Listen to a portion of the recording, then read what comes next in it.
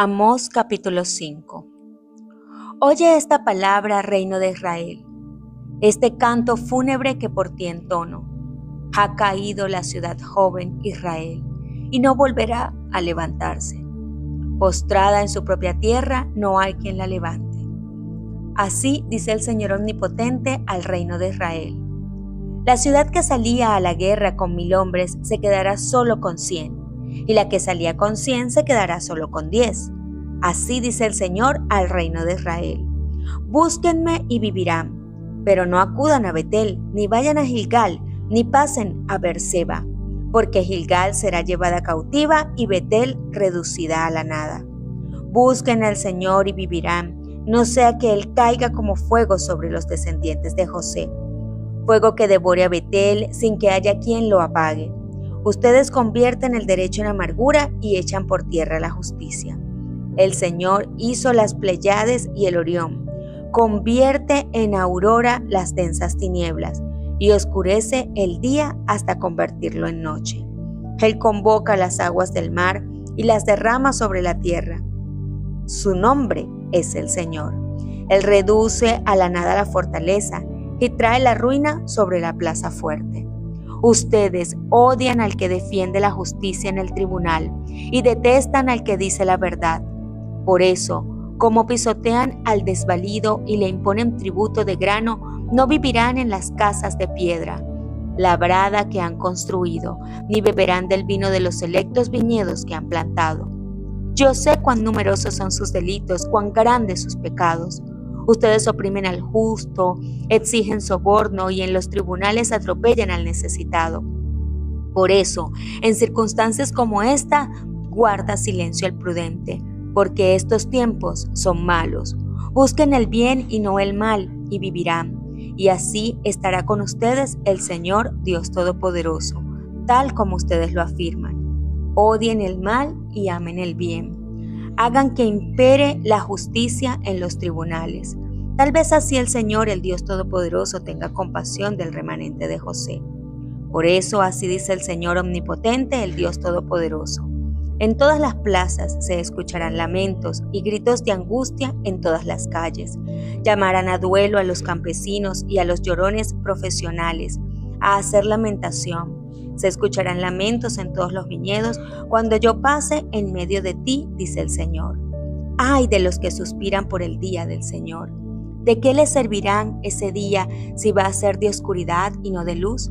Será como cuando alguien huye de un león y se le viene encima un oso, o como cuando al llegar a su casa apoya la mano en la pared y lo muerde una serpiente.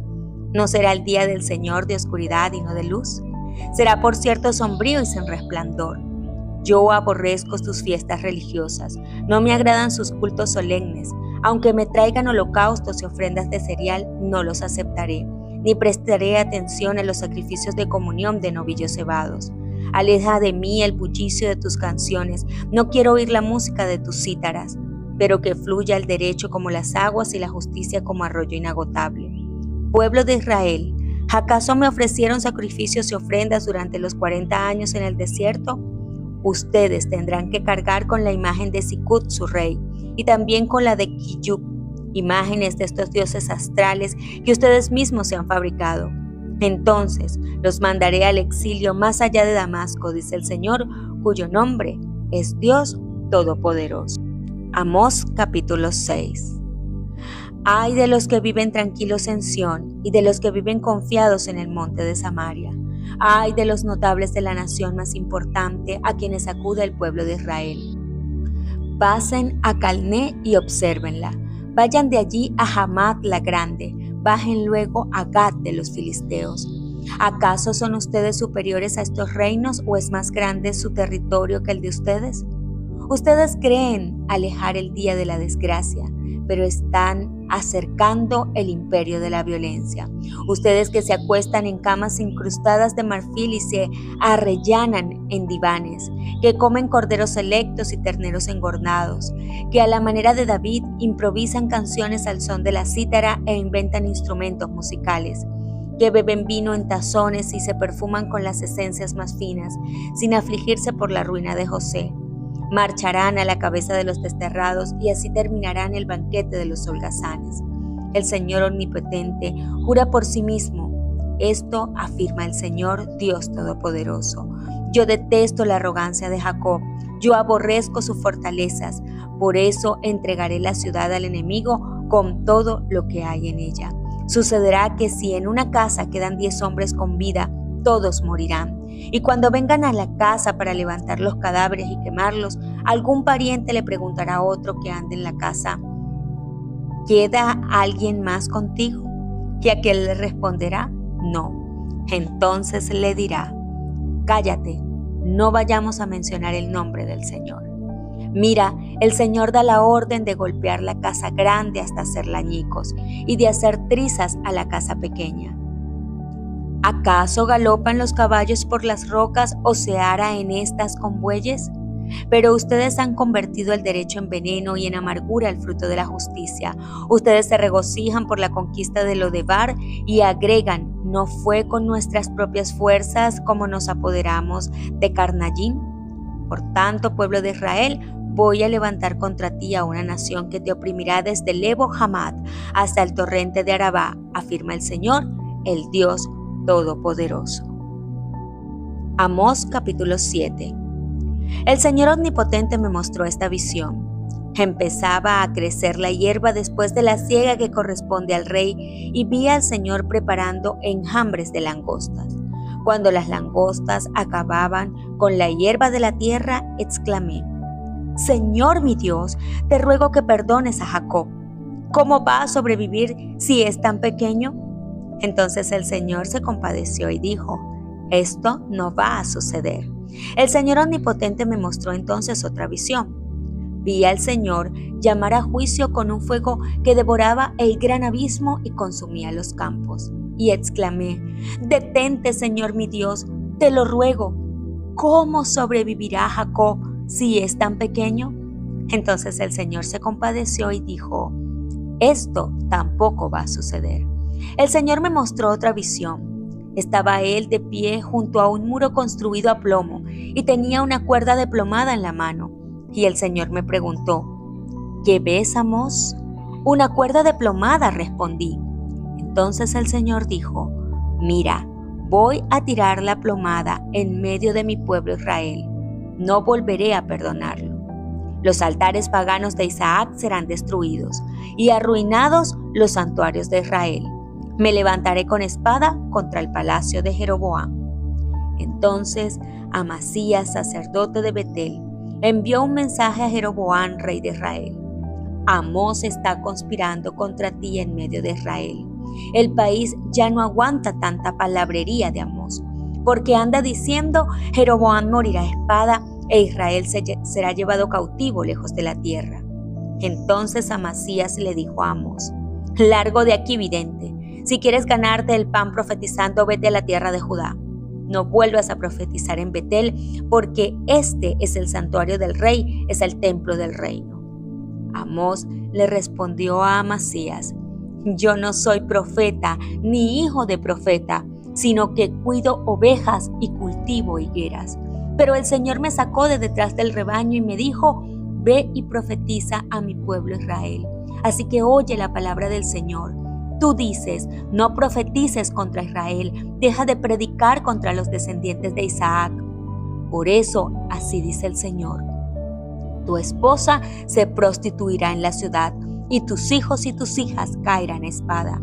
Tu tierra será medida y repartida, y tú mismo morirás en un país pagano, e Israel será llevado cautivo lejos de su tierra. Juan capítulo 12, versículos 20 al 50. Entre los que habían subido a adorar en la fiesta, habían algunos griegos. Estos se acercaron a Felipe, que era de Betsaida de Galilea, y le pidieron: Señor, queremos ver a Jesús. Felipe fue a decírselo a Andrés y ambos fueron a decírselo a Jesús. Ha llegado la hora de que el Hijo del Hombre sea glorificado, les contestó Jesús. Ciertamente les aseguro que si el grano de trigo no cae en tierra y muere, se queda solo, pero si muere, produce mucho fruto. El que se apega a su vida la pierde, en cambio, el que aborrece su vida en este mundo la conserva para la vida eterna. Quien quiera servirme debe seguirme, y donde yo esté, allí también estará mi siervo. A quien me sirva, mi Padre lo honrará. Ahora todo mi ser está angustiado. ¿Y acaso voy a decir, Padre, sálvame de esta hora difícil? Si precisamente para afrontarla he venido. Padre, glorifica tu nombre. Se oyó entonces desde el cielo una voz que decía, ya lo he glorificado y volveré a glorificarlo. La multitud que estaba allí y que oyó la voz decía que había sido un trueno. Otros decían que un ángel le había hablado. Esa voz no vino por mí, sino por ustedes, dijo Jesús.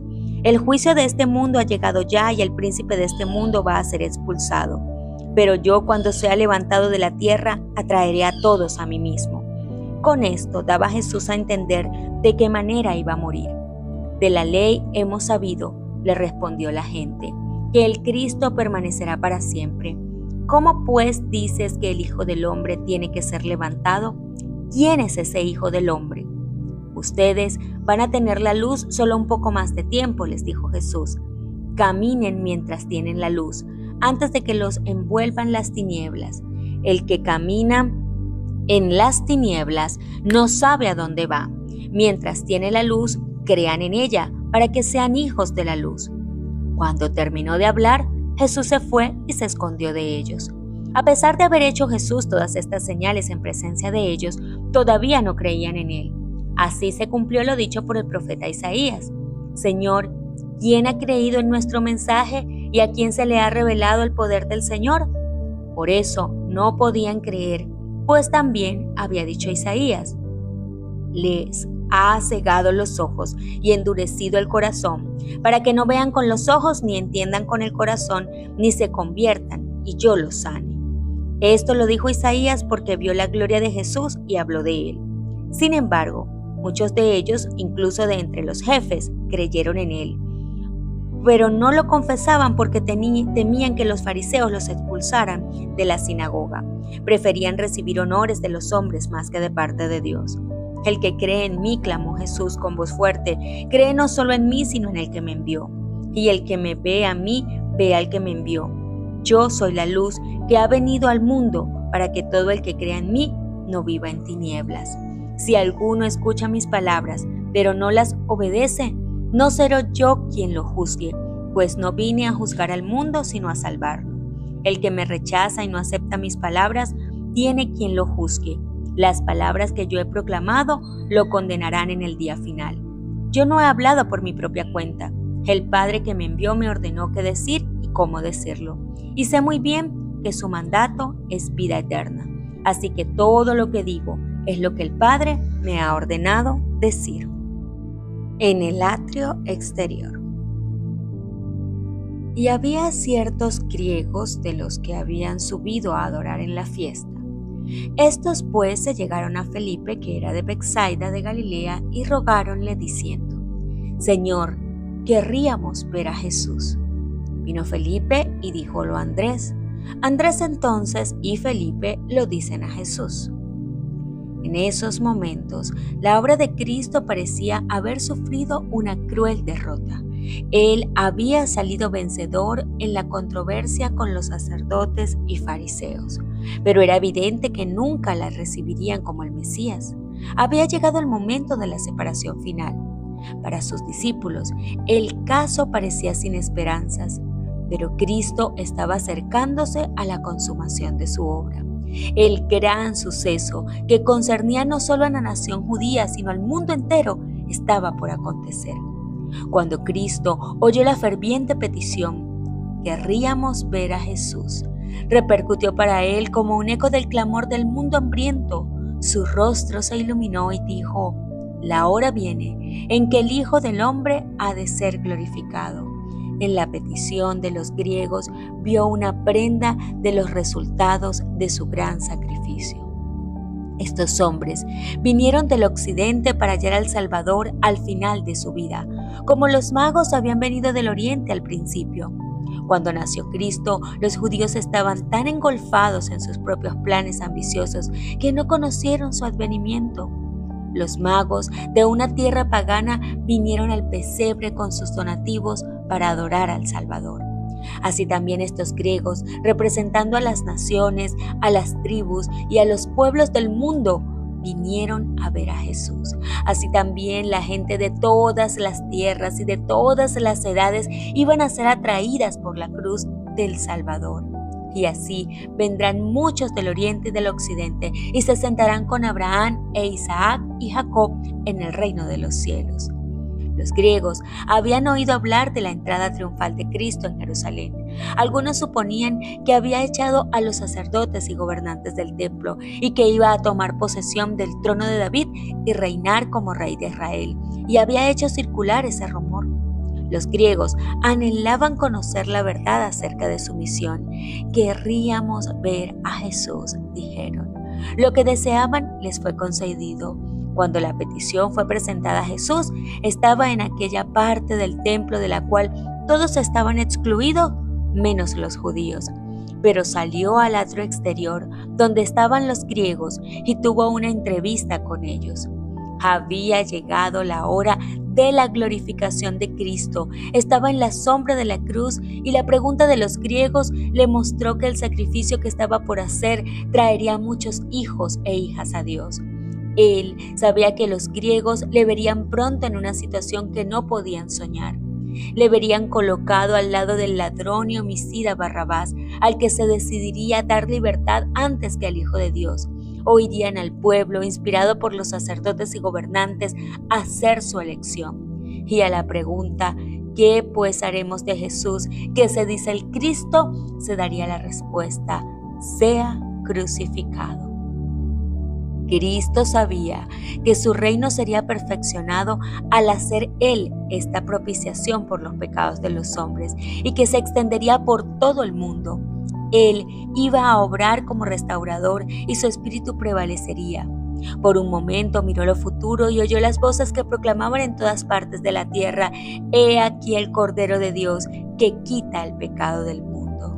En estos extranjeros vio la garantía de una gran siega para cuando el muro de separación entre judíos y gentiles fuese derribado y todas las naciones, lenguas y pueblos oyesen el mensaje de salvación. Expresó esta expectativa de la consumación de sus esperanzas en las palabras: «La hora viene en que el Hijo del Hombre ha de ser glorificado». Pero la manera en que debía realizarse esta glorificación no se apartaba nunca del pensar de Cristo. La reunión de los gentiles había de seguir a su muerte que se acercaba. Únicamente por su muerte podía salvarse el mundo. Como el grano de trigo, el Hijo de Dios debía ser arrojado en tierra y morir y ser sepultado, pero volvería a vivir. Cristo presentó lo que le esperaba y lo ilustró por las cosas de la naturaleza, a fin de que los discípulos pudiesen comprenderlo. El verdadero resultado de su misión iba a ser alcanzado por su muerte. De cierto os digo, dijo, que si el grano de trigo no cae en la tierra y muere, él solo queda, mas si muriere, mucho fruto lleva. Cuando el grano de trigo cae en el suelo y muere, brota y lleva fruto. Así también la muerte de Cristo iba a resultar en frutos para el reino de Dios. De acuerdo con la ley del reino vegetal, la vida iba a ser el resultado de su muerte. Los que cultivan el suelo tienen siempre presente esta ilustración. Año tras año, el hombre conserva su provisión de grano y arroja aparentemente la mejor parte. Durante un tiempo debe quedar oculta en el surco para que la cuide el Señor. Primero aparece la hoja, luego la espiga y finalmente el grano en la espiga. Pero este desarrollo no puede realizarse a menos que el grano esté sepultado, oculto y, según toda apariencia, perdido. La semilla enterrada en el suelo produce fruto y a su vez este es puesto en tierra. Así la cosecha se multiplica. Igualmente, la muerte de Cristo en la cruz del Calvario producirá fruto para la vida eterna. La contemplación de este sacrificio será la gloria de aquellos que como fruto de él vivirán por los siglos eternos. El grano de trigo que conserva su propia vida no puede producir fruto, permanece solo. Cristo podía, si quería, salvarse de la muerte. pero si lo hubiese hecho, habría tenido que permanecer solo. No podría haber conducido hijos e hijas a Dios. Únicamente por la entrega de su vida podía impartir vida a la humanidad. Únicamente cayendo al suelo para morir podía llegar a ser la simiente de una vasta mies, la gran multitud que de toda nación, tribu, lengua y pueblo será redimida para Dios. Con esta verdad, Cristo relaciona la lección de sacrificio propio que todos deben aprender. El que ama su vida la perderá, y el que aborrece su vida en este mundo, para vida eterna la guardará. Todos los que quieran producir frutos como colaboradores de Cristo deben caer primero en el suelo y morir. La vida debe ser echada en el surco de la necesidad del mundo. El amor y el interés propios deben perecer. La ley del sacrificio propio es la ley de la conservación. El labrador conserva su grano arrojándolo lejos. Así sucede en la vida humana. Dar es vivir. La vida que será preservada es la que se haya dado libremente en servicio a Dios y al hombre. Los que por amor a Cristo sacrifican su vida en este mundo, la conservarán para la eternidad. La vida dedicada al yo es como el grano que se come. Desaparece, pero no hay aumento. Un hombre puede juntar para sí todo lo posible. Puede vivir, pensar y hacer planes para sí, pero su vida pasa y no le queda nada. La ley del servicio propio es la ley de la destrucción propia. Si alguno me sirve, dijo Jesús, sígame. Donde yo estuviere, allí también estará mi servidor. Si alguno me sirviere, mi Padre le honrará. Todos los que han llevado con Jesús la cruz del sacrificio compartirán con él su gloria. El gozo de Cristo en su humillación y dolor consistía en saber que sus discípulos serían glorificados con él. Son el fruto de su sacrificio propio. El desarrollo de su propio carácter y espíritu en ellos es su recompensa y será su gozo por toda la eternidad. Este gozo lo comparten ellos con él a medida que el fruto de su trabajo y sacrificio se ve en otros corazones y vidas. Son colaboradores con Cristo y el Padre los honrará como honra a su Hijo. El mensaje dirigido a los griegos, al predecir la reunión de los gentiles, hizo recordar a Jesús toda su misión. La obra de la redención pasó delante de él, abarcando desde el tiempo en que el plan fue trazado en el cielo hasta su muerte, ahora tan cercana. Una nube misteriosa pareció rodear al Hijo de Dios. Su lobreguez fue sentida por los que estaban cerca de él. Quedó él arrobado en sus pensamientos. Por fin, rompió el silencio su voz entristecida que decía: ahora está turbada mi alma. ¿Y qué diré? Padre, sálvame de esta hora.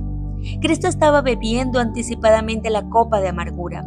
Su humanidad rehuía la hora del desamparo cuando, según todas las apariencias, sería abandonado por Dios mismo, cuando todos le verían azotado, herido de Dios y abatido.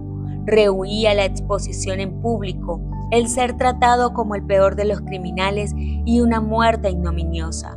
Un presentimiento de su conflicto con las potestades de las tinieblas, el peso de la espantosa carga de la transgresión humana y de la ira del Padre a causa del pecado hicieron desmayar a Jesús, y la palidez de la muerte cubrió su rostro. Luego vino la sumisión divina a la voluntad de su Padre. Por esto, dijo, he venido en esta hora. Padre, glorifica tu nombre. Únicamente por la muerte de Cristo podía ser derribado el reino de Satanás.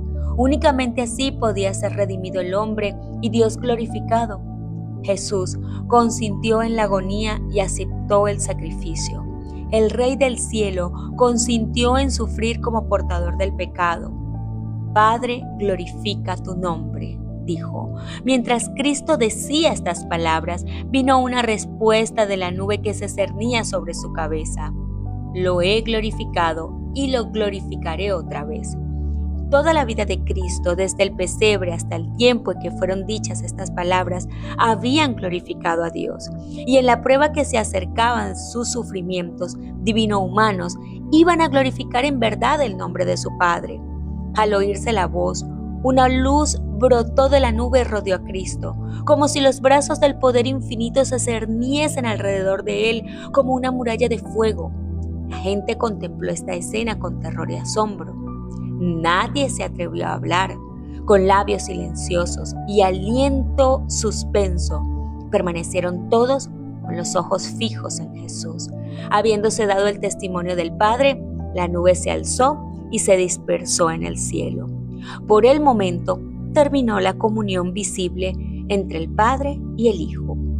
Y la gente que estaba presente y había oído decía que había sido trueno. Otros decían, ángel le ha hablado. Pero los griegos investigadores vieron la nube, oyeron la voz, comprendieron su significado y discernieron verdaderamente a Cristo. Les fue revelado como el enviado de Dios. La voz de Dios había sido oída en ocasión del bautismo de Jesús al principio de su ministerio y nuevamente en ocasión de su transfiguración sobre el monte. Ahora, al final de su ministerio, fue oída por tercera vez por un número mayor de personas y en circunstancias peculiares. Jesús acababa de pronunciar la verdad más solemne concerniente a la condición de los judíos. Había hecho su última súplica y pronunciado la condenación de ellos. Dios puso de nuevo su sello sobre la misión de su Hijo. Reconoció a aquel a quien Israel había rechazado. No ha venido esta voz por mi causa, dijo Jesús, mas por causa de vosotros. Era la evidencia culminante de su carácter de Mesías, la señal del Padre de que Jesús había dicho la verdad y era el Hijo de Dios. Ahora, el juicio de este mundo, continuó Cristo, ahora el príncipe de este mundo será echado fuera. Y yo, si fuere levantado de la tierra, a todos atraeré a mí mismo. Y esto decía dando a entender de qué muerte había de morir. Esta es la crisis del mundo. Sí, soy hecho propiciación por los pecados de los hombres. El mundo será iluminado. El dominio de Satanás sobre las almas de los hombres será quebrantado. La imagen de Dios que fue borrada será restaurada en la humanidad. Y una familia de santos creyentes heredará finalmente la patria celestial. Tal es el resultado de la muerte de Cristo. El Salvador se pierde en la contemplación de la escena de triunfo evocada delante de él. Ve la cruz, la cruel e ignominiosa cruz, con todos sus horrores, esplendorosa de gloria. Pero la obra de la redención humana no es todo lo que ha de lograrse por la cruz. El amor de Dios se manifiesta al universo. El príncipe de este mundo es echado fuera. Las acusaciones que Satanás había presentado contra Dios son refutadas. El oprobio que había arrojado contra el cielo queda para siempre eliminado. Los ángeles, tanto como los hombres, son atraídos al Redentor. Yo, si fuera levantado de la tierra, dijo él, a todos atraeré a mí mismo. Muchas personas había en derredor de Cristo mientras pronunció estas palabras. Y una dijo, nosotros hemos oído de la ley que el Cristo permanece para siempre. ¿Cómo pues, dices tú, conviene que el Hijo del Hombre sea levantado? ¿Quién es este Hijo del Hombre? Entonces Jesús les dice, aún por un poco estará la luz entre vosotros. Andad entre tanto que tenéis luz, porque no os sorprendan las tinieblas, porque el que anda en tinieblas no sabe dónde va. Entre tanto que tenéis la luz, creed en la luz, para que seáis hijos de la luz. Pero habiendo hecho delante de ellos tantas señales, no creían en él. Habían preguntado una vez al Salvador, ¿qué señal pues haces tú para que veamos y creamos? Innumerables señales habían sido dadas, pero habían cerrado los ojos y endurecido su corazón. Ahora que el Padre mismo había hablado y no podía ya pedir otra señal, seguían negándose a creer. Con todo eso, aún de los príncipes muchos creyeron en él, mas por causa de los fariseos no lo confesaban, por no ser echados de la sinagoga. Amaban la alabanza de los hombres más que la aprobación de Dios. A fin de ahorrarse oprobio y vergüenza, negaron a Cristo y rechazaron el ofrecimiento de la vida eterna.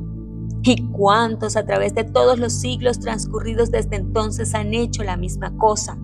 A todos ellos se aplican las palabras de amonestación del Señor: el que ama su vida la perderá, El que me desecha, dijo Jesús, y no recibe mis palabras, tiene quien le juzgue. La palabra que he hablado, ella le juzgará en el día postrero. Ay de aquellos que no conocieron el tiempo de su visitación. Lentamente y con pesar, Cristo dejó para siempre las dependencias del templo.